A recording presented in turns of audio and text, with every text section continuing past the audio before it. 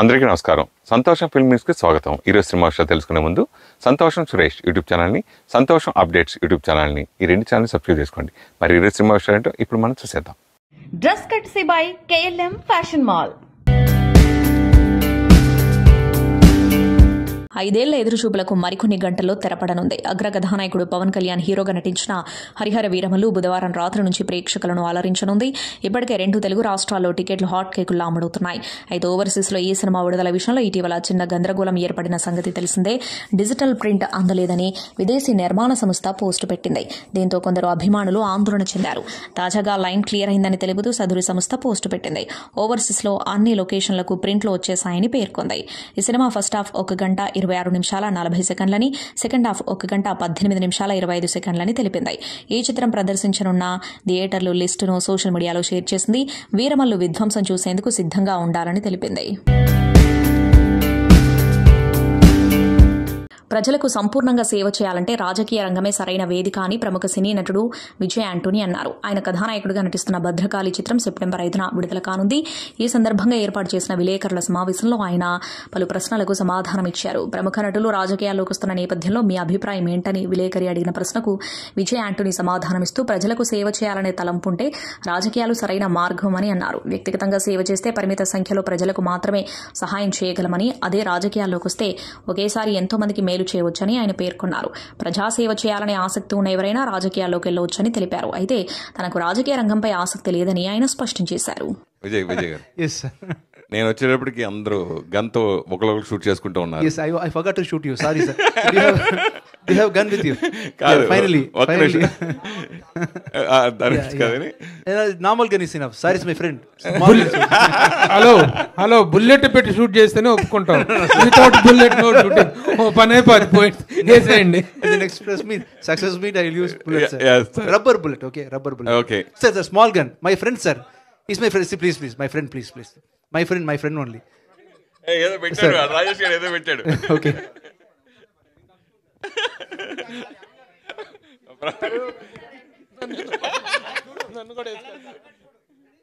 Ready రాదు. Mike తీసుకోండి. I think it is not happening with you. Yes sir, మన relation Such a powerful ఉంది సార్. అదే మీ రియల్ లైఫ్లో ఇతను ఎలా అంటే మీకు అంత కోపంగా గన్ తీసుకుని కాల్ చేయాలన్న కోపం ఎవరిపైన ఇండస్ట్రీలో కానీ, డైరెక్టర్ మీద కానీ, ఇంట్లో ఫ్యామిలీతో కానీ ఎవరిపైన అనిపించింది అంటే? The answer is అరే సార్, అది బ్యాలెన్స్ సార్ మన ఇద్దరు. Tell me sir. yes, sir. మీకు రియల్ లైఫ్లో ఎవరిని shoot చేయాలనిపించింది? No, sir. I am a very loving person, sir. I will not hate anybody. Okay, Everybody in my life who crosses have a purpose. They will give something or they'll teach something. They'll give some memories. అంత కోపం ఎప్పుడు రాలేదా మీకు? No, I will not think like that. If you have those kind of grudges in your mind, it will give you pain. More than giving pain to them, it will give you pain. Okay, అంటే మిమ్మల్ని అంటే రెండో cinema ప్రొడ్యూసర్గా నేను, plus మిమ్మల్ని బాగా దగ్గర నుంచి చూసా. మీ బ్యాక్గ్రౌండ్ మ్యూజిక్ గురించి యాజ్ ఏ మ్యూజిక్ డైరెక్టర్గా కానీ, సో ఇవన్నీ నేను దగ్గర నుంచి చూసాను. మీ డెడికేషన్ నాకు బాగా ఇష్టం. ఈ 25 yearsలో ఒకసారి అనాలిసిస్ చేసుకుంటే మీకు ఏమనిపిస్తుంది? 25 years సారీ ఈ 25th film. Sorry, sir. Before I answer this question, so now I'm going to ready, sir? అంత ప్రిపేర్ రాకూడదు. Done. Okay. Yes, sir. Yes, sir. Sir tell me sir. Yeah. So what? 25 films is completed no. As a music director and హీరోగా ఈ 25 years complete చేసుకోండి, మీరు ఎలా feel అవుతున్నారండి? I'm feeling really happy, sir, and good. See, more than money and more than everything, I have got abundant love from you people, sir. If I'm doing just a music director, you will tell that I have liked that song or I like this song. I will be getting comments from audience like this. But being an actor, people are morely associated with the character which I've acted in the movie, and they like me directly. So I value love and affection from the public so much. So I like this acting profession as a blessed one. Film field నుంచి political రావడం చాలా మంది ఉంటారు. హీరోలు కూడా అలా చాలా మంది సక్సెస్ అయ్యారు. లైక్ మన పవన్ కళ్యాణ్ కూడా ఇప్పుడు డిప్యూటీ సీఎం అయ్యారు. అప్పుడు రీసెంట్గా ఇప్పుడు విజయ్ పొలిటికల్ రావడం పట్ల మీ ఫీలింగ్ ఏంటి అంటే? I'm talking about my political entry, sir. No, Vijay. Don't want me to get into politics? Are you interested? No, sir. I'm asking you. What, sir? What's అంటే హీరోలు సినిమా ఇండస్ట్రీ నుంచి political రావడం పట్ల మీ feeling ఏంటి? anybody can get into politics, sir. See, it is helping people only. No, why should you ask all these questions? She can get into politics. You can get into politics. When you want to help people, you can do help for 50 people, 60 people maximum. When you want to help people in large quantity, you definitely need a big system like politics. So whomever wants to help the public and whomever wants to do some contribution to the public in a large scale will definitely try to get into politics, and anybody can get into politics, from actors to directors to anyone. పర్టికులర్గా next year మళ్ళీ ఇప్పుడు విజయ్ వస్తున్నారు కదా, విజయ్ గురించి మీరు ఏం చెప్తారు? What is asking? Thalapathy Vijay A wonderful person, sir. Wonderful hard worker. Because without his hard work, he wouldn't have reached these kind of heights. You need a discipline and dedication. He is a wonderful person. Ramanjali గారు, విజయాంతన్ గారిది first cinema నకిలీ మీరు చేశారు, అది different cinema. నేను ఆ cinema చూసి impress అయ్యి నేను తర్వాత సినిమా చేశాను. సో మీరు తర్వాత మళ్ళీ ఇన్నాళ్ళు అప్పుడు విజయాంతన్ వేరు, ఇప్పుడు విజయాంతన్ వేరు. సో దీంట్లో వేరియేషన్ మీరు గమనించింది ఏంటి? ఇప్పుడు ఈ సినిమా చేయడం గురించి ఏం చెప్తారు? యాక్చువల్గా ఎప్పుడు ఆయన అప్పుడు మ్యూజిక్ డైరెక్టర్గా బాగా హైట్స్లో ఉన్నాడు, బాగా సక్సెస్ఫుల్ మ్యూజిక్ డైరెక్టర్గా ఉన్నాడు, సౌత్ ఇండియా ఆల్ లాంగ్వేజెస్లో చేస్తున్నాడు. ఒకరోజు సడన్గా మేము అందరం మా ఆఫీస్లో కలిసి సార్ ఇట్లాగ నేను హీరోగా చేయాలనుకుంటున్నాను అన్నాడు. సడన్గా ఇదేంటి సార్ హీరోగా చేయాలనుకుంటున్నారు, ఇప్పుడు దాకా సక్సెస్ఫుల్ మ్యూజిక్ డైరెక్టర్గా ఉన్నారు, ఇప్పుడే తెలుగులో కూడా అప్పుడే బాగా పెద్ద పెద్ద హీరోలకి మ్యూజిక్ చేస్తున్నారు అంటే, లేదు సార్ నేను కన్వర్ట్ అవుదాం అనుకుంటున్నాను ప్యారలల్గా దీన్ని కూడా. అప్పుడు ఎంత డెడికేషన్గా ఉన్నారో ఆ మూవీ ప్రమోషన్కి కానీ లేదా తను నటించే విధానంలో కానీ, అది ఇప్పుడు దాకా ఇంకా పెరుగుతుంది కానీ తగ్గట్లేదు. ఆ డెడికేషన్ కంటిన్యూషన్గా పెరుగుతూనే ఉంది. ఇప్పుడుందా ఈ 2 మూవీస్ అయ్యాక నెక్స్ట్ మూవీస్ గురించే మాట్లాడతాడు. ఇప్పుడు ఈ మూవీ గురించి ఇప్పుడు కార్లో వస్తుంటే సార్ లాయర్ మూవీ షూటింగ్ అయిపోయింది, లాయర్ మూవీ 10th తోటి ప్యాకప్ చేసేస్తున్నాను, August 10th తోటి డిసెంబర్లో రిలీజ్ డేట్ వేస్తున్నాను సార్, ఆ నెక్స్ట్ మూవీ పలానా డైరెక్టర్ తోటి టాకింగ్ జరుగుతుంది సార్ అంటే, ఈరోజు ఈ మూవీ రిలీజ్ అవుతుంది, దీని గురించి అసలు టాకింగే లేదు, నెక్స్ట్ 2 మూవీస్ గురించే మాట్లాడతారు. సో అలాగే ఎవ్రీడే సండే కాల్ చేయి, సండే కూడా షూటింగ్లోనే ఉంటారు. లాస్ట్ సండే కూడా ఏంటి సార్ మన ప్లానింగ్ ఎట్లా వెళ్ళాలంటే, ఆ రోజు కూడా చెన్నై మెరీనా బీచ్ కాలేజీలో షూటింగ్లో ఉన్నారు ఫుల్ డే నైట్ వరకు. సో సండేస్ లేవు, హాలిడేస్ లేవు, ఫుల్ డెడికేషన్ మ్యాన్. తమిళంతో పాటు తెలుగు ప్రేక్షకులకు దగ్గరైన నటులలో కథానాయకుడు సూర్య ఒకరు. ఆయన నటించిన ప్రతి సినిమా ఇక్కడ కూడా విడుదలవుతుంది. అంతేకాదు వైవిధ్యానికి పెద్దపీట వేస్తూ ఆసక్తికర చిత్రాలతో ప్రేక్షకుల ముందుకు వస్తారు. ఇప్పటికే తెలుగు దర్శకుడు వెంకీ అట్లూరితో సినిమా చేస్తున్న సూర్య తమిళ కమీడియన్ ఆర్జే బాలాజీ దర్శకత్వంలో కరుప్పు అనే సినిమా చేస్తున్నాడు. బుధవారం సూర్య బర్త్డే కావడంతో మూవీ నుంచి టీజర్ను వదిలారు మేకర్స్. నా పేరు సూర్య, నాకు ఇంకో పేరు కూడా ఉంది, ఇది మన టైం అంటూ సూర్య తన వింటేజ్ లుక్లో అదరగొడుతున్నాడు. జై భీమ్ తర్వాత మళ్లీ ఈ చిత్రంలో సూర్య మరోసారి న్యాయవాది పాత్రలో కనిపించబోతున్నట్లు తెలుస్తోంది. డ్రీమ్ వారియర్ పిక్చర్స్ పతాకంపై రూపొందుతున్న ఈ మూవీకి సాయి అభ్యంకర్ సంగీతం అందిస్తున్నాడు. త్రిష కథానాయికగా నటిస్తోంది. టాలీవుడ్ చరిత్రలో గొప్ప గొప్ప చిత్రాలను తెరకెక్కించిన అరుదైన దర్శకుల్లో కోడి రామకృష్ణ ఒకరు. తెలుగు చిత్రసీమ గురువు గారు అంటూ పిలుచుకునే దర్శకరత్నం దాసరి నారాయణరావు శిష్యుడిగా సినీ ఇండస్ట్రీలోకి అడుగుపెట్టారు కోడి రామకృష్ణ. విజయవంతమైన చిత్రాలను రూపొందిస్తూ ఒక్కో సినిమాకు ఒక్కో మెట్టుకు ఎక్కుతూ శతాధిక దర్శకుడిగా పేరు తెచ్చుకుని గురువుకు తగ్గ శిష్యుడిగా పేరు సంపాదించుకున్నారు. ప్రతాప్ ఆర్ట్ ప్రొడక్షన్స్ అధినేత కె రాఘవ నిర్మాతగా రూపొందించిన తొలి చిత్రం ఇంట్లో రామయ్య వీధిలో కృష్ణయ్య చిత్రంతో కోడి రామకృష్ణ దర్శకుడిగా తన ప్రయాణం ప్రారంభించారు. మెగాస్టార్ చిరంజీవి హీరోగా నటించిన ఆ చిత్రం అప్పట్లో 560 రోజులకు పైగా ప్రదర్శింపబడి సెన్సేషన్ క్రియేట్ చేస్తుంది. ఫ్యామిలీ డ్రామాలు, యాక్షన్ చిత్రాలు, political satires, fiction, fantasy, thriller ఇలా జోనర్ ఏదైనా సరే టాలీవుడ్లో మరే దర్శకుడికి లేనని సిల్వర్ గోల్డెన్ జూబ్లీ మూవీస్ చేసిన ఘనత ఆయనకే సొంతం. ఏఎన్ఆర్, కృష్ణ, కృష్ణంరాజు, చిరంజీవి, బాలకృష్ణ, వెంకటేష్, నాగార్జున, రాజశేఖర్ వంటి హీరోలతో బ్లాక్ బస్టర్ను తెరకెక్కించడమే కాకుండా దర్శకుడిగా తనదైన ముద్రను వేశారు. హీరోయిజమే కాదు, అంకుశం వంటి చిత్రంలో, రామిరెడ్డి, భారత్ బంద్ చిత్రంలో కాస్ట్యూమ్ కృష్ణ వంటి నటులతో సరికొత్త విలనిజాన్ని తెలుగు సినీ తెరకు పరిచయం చేసిన ఘనత ఈయనకే దక్కుతుంది. ఇప్పుడు విఎఫ్ఎక్స్ సినిమాలు చేయడం సాధారణంగా మారాయి, కానీ ఆ రోజుల్లో దేవి పుత్రుడు, అంజీ, అమ్మోరు, అరుంధతి వంటి సినిమాలతో ఔరా అని ఆశ్చర్యపోయేలా గ్రాఫిక్స్ ను క్రియేట్ చేశారు. దర్శకుడిగానే కాదు నటుడిగాను కొన్ని కీలక పాత్రల్లో నటించి ప్రేక్షకుల మెప్పుని పొందారు. దాదాపు 120 చిత్రాలకు పైగా దర్శకత్వం వహించి ఈ సుదీర్ఘ ప్రయాణంలో ప్రేక్షకుల హృదయాల్లో చెరగని స్థానాన్ని సంపాదించుకున్న శతాధిక దర్శకుడు కోడి రామకృష్ణ జయంతి జూలై 23. ఈ సందర్భంగా ఆయనకు పలువురు సినీ ప్రముఖులు నివాళులర్పించారు. ప్రముఖ నిర్మాత, సంతోషం పత్రిక అధినేత సురేష్ కొండేటి కోడి రామకృష్ణ నివాసానికి వెళ్లి ఆయన చిత్రపటానికి నివాళులర్పించారు. ఆయన కుటుంబంతో తనకున్న అనుబంధాన్ని గుర్తు చేసుకున్నారు. కోడి రామకృష్ణ కూతుళ్లు కోడి దివ్య దీప్తి, కోడి ప్రవళిక నిర్మాతలుగా ప్రయాణాన్ని ప్రారంభించారు. తండ్రి అడుగుజాడల్లో నడుస్తూ విజయాన్ని సాధించేందుకు ప్రయత్నిస్తున్నారు. వారిద్దరూ మరిన్ని ప్రాజెక్టులు చేసేందుకు సంకల్పించారు. ఈ నేపథ్యంలో వారిద్దరికి సురేష్ కొండేటి అభినందనలు తెలిపారు. మంచి చిత్రాలు నిర్మించి తండ్రికి తగ్గ కుమార్తెలుగా పేరు తెచ్చుకోవాలని ఆకాంక్షించారు. సెలెక్టివ్గా సినిమాలు చేస్తూ అభిమానులను సొంతం చేసుకున్నారు నటి నిత్యా మేనన్. ప్రస్తుతం ఆమె నటించిన సార్ మేడం విడుదలకు సిద్ధంగా ఉంది. తాజాగా ఇంటర్వ్యూలో ప్రేమపై తన అభిప్రాయాన్ని పంచుకున్నారు. ప్రపంచంలో ప్రతి ఒక్కరికి ప్రేమ వివాహం చేసుకోవడం సాధ్యం కాదన్నారు. ప్రేమ గురించి ఎన్నో సంవత్సరాల క్రితం ఆలోచించాను. ఇప్పుడు దానికి నా జీవితంలో అధిక ప్రాధాన్యం ఇవ్వడం లేదు. తల్లిదండ్రులు, కుటుంబం, సమాజం కారణంగా సోల్మేట్ ఉండడం అనివార్యమని గతంలో అనిపించేది.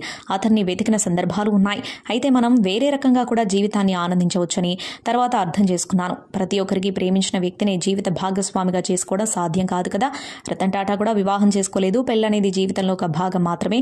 అది జరిగినా జరగకపోయినా మార్పు ఉండదు. తోడు లేనందుకు ఒక్కోసారి బాధ కలిగినప్పటికీ స్వేచ్ఛగా జీవిస్తున్నందుకు ఆనందంగా ఉంది. జీవితంలో జరిగిన కొన్ని అనుభవాల నుంచి నేర్చుకున్న పాఠాల కారణంగానే నేను ప్రస్తుతం ఈ స్థితిలో ఉన్నాను.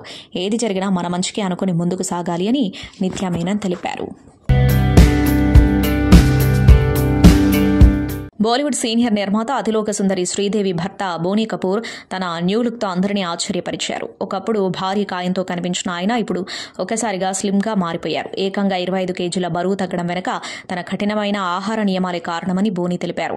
ఈ మార్పు చూసిన ప్రతి ఒక్కరూ షాక్కు గురవుతున్నారు. తాజాగా బయటకొచ్చిన ఫోటోలు సోషల్ మీడియాలో వైరల్ అవుతున్నాయి. నిజంగా ఇతను బోనీ కపూరేనా అని కొందరు ఆశ్చర్యపోతున్నారు.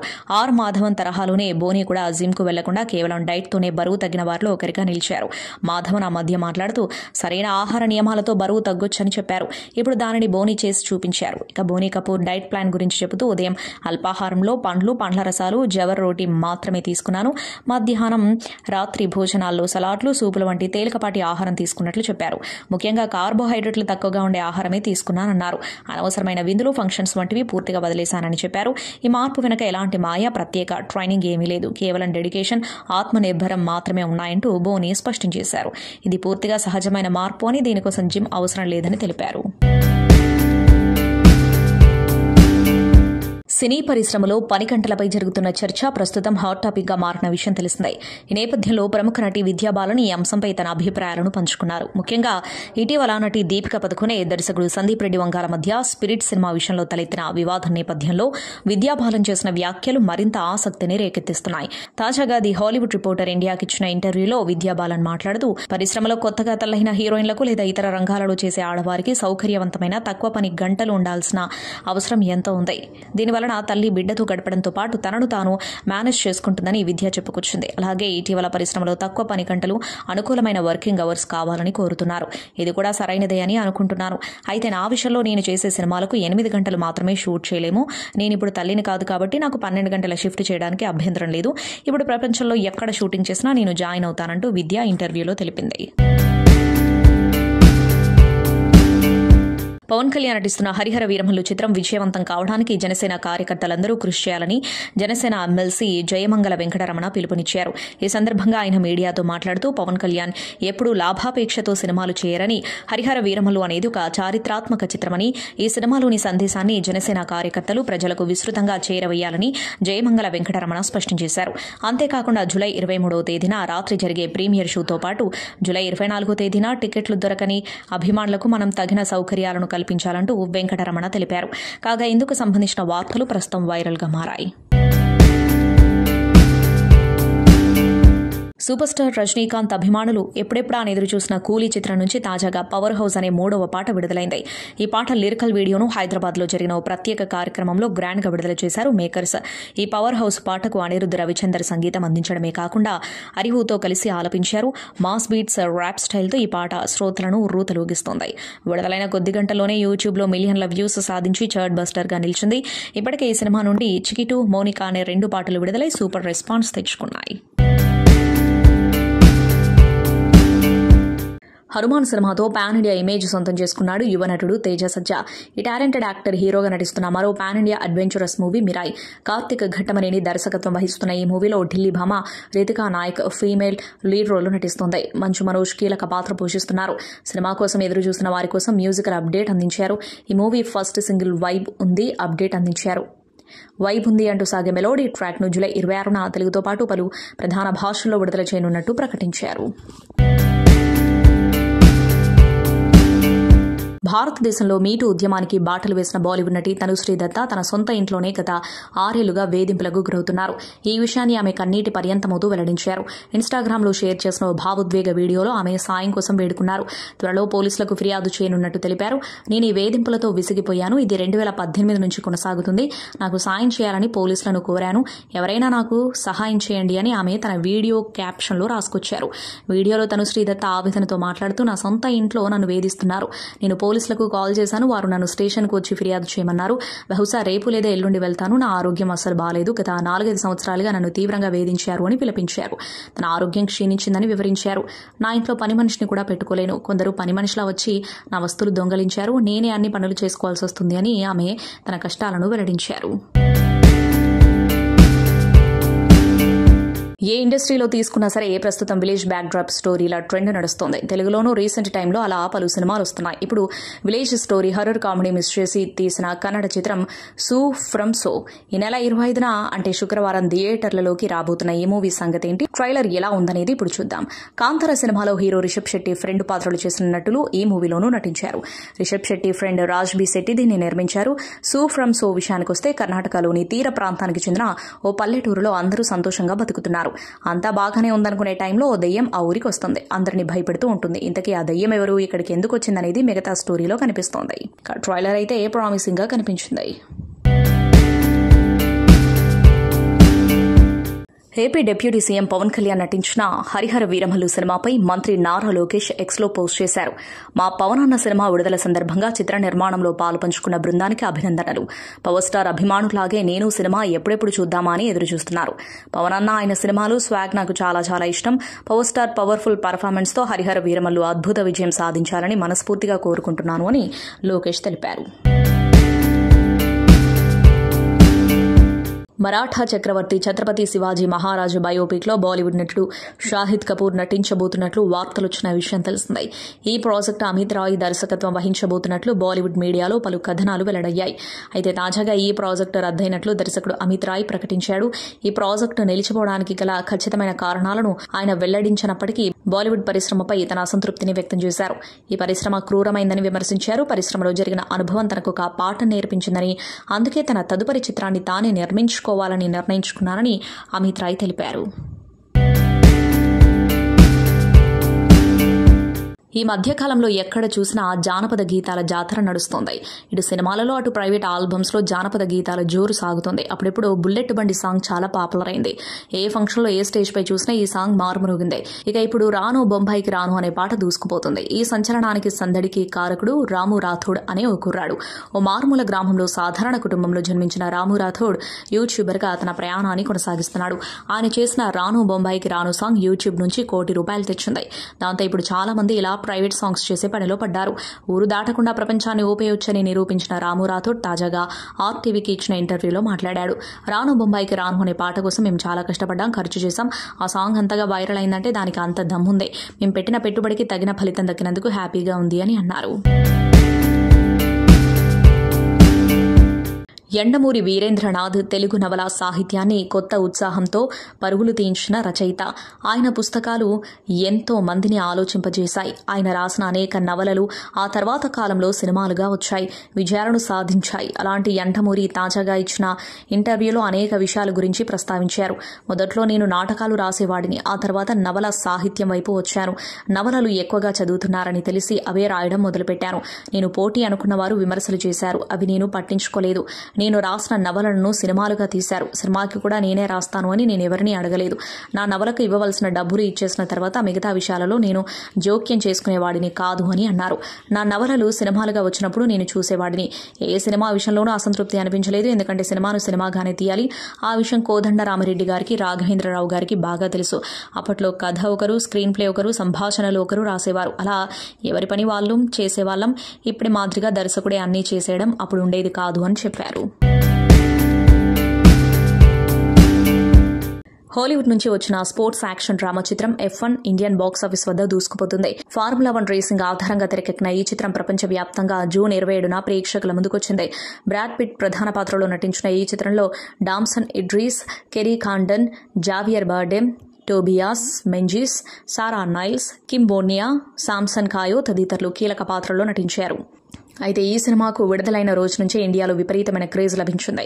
దీంతోపాటు దర్శకుడు రాజమౌళి, ప్రశాంత్ నీల్, నటులు ప్రభాస్, విజయ్ దేవరకొండ ఈ సినిమా చూశామని చెప్పడంతో దీనికి మరింత పాపులారిటీ దక్కినట్లయింది. అయితే ఈ సినిమా తాజాగా ఇండియాలో 100 కోట్ల వసూళ్లను రాబట్టిన చిత్రంగా నిలిచింది. ఇంతకుముందు ది లయన్ కింగ్ ఈ అరుదైన ఘనతను సొంతం చేసుకోగా ఈ జాబితాలో F1 కూడా చోటు దక్కించుకుంది. మెగాస్టార్ చిరంజీవి కథానాయకుడిగా విశ్వంభర రూపొందుతుంది. ఈ సినిమాకి వశిష్ఠ దర్శకత్వం వహిస్తున్నారు. భారీ బడ్జెట్తో ఈ సినిమా నిర్మితమవుతుంది. ఈ నేపథ్యంలో గ్రేట్ ఆంధ్ర వారికి ఇచ్చిన ఇంటర్వ్యూలో ఈ సినిమాను గురించి వశిష్ఠ మాట్లాడారు. బింబిసార తర్వాత నేను బింబిసార 2 చేయవలసి ఉంది. కానీ ఆ ప్రాజెక్ట్ వేరే వాళ్ళు చేస్తేనే బాగుంటుందని భావించి నేను బయటకొచ్చేశాను అని అన్నారు. అంతకుముందే నేను రజనీకాంత్ గారి కోసం ఓ కథను సిద్ధం చేసుకున్నాను. ఆయనకి వినిపించాలని అనుకున్నాను. ఆ కథ నచ్చడంతో దిల్ రాజు గారు అందుకు సంబంధించిన ఏర్పాట్లు చకచకా చేసేశారు. రజనీకాంత్ గారికి కథ చెప్పాను. ఆయనకి నచ్చింది కూడా. కాకపోతే కొన్ని కారణాల వలన ఆ ప్రాజెక్టు పట్టాలెక్కలేదు.